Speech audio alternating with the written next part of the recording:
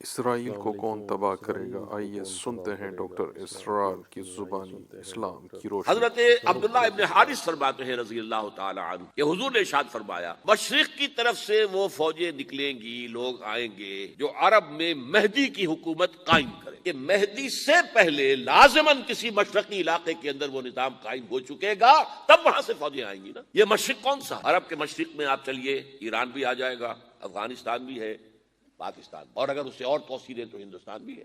اس کا کیا مطلب ہے کہ اس میں سے کسی جگہ پر نظام خلافت پہلے قائم ہو جائے گا تاکہ وہاں سے فوجیں جائیں گی جو جزیرہ نما عرب میں حضرت مہدی کی حکومت کو قائم کریں گی۔ خراسان کے علاقے سے سیاہ جھنڈے لے کر فوجیں آئیں گی، ان کا رخ کوئی موڑ نہیں سکے گا، ان کو پیچھے پھیر نہیں سکیں گے کوئی بھی، یہاں تک کہ وہ یروشلم میں جا کر جھنڈے نصب کر دیں گے۔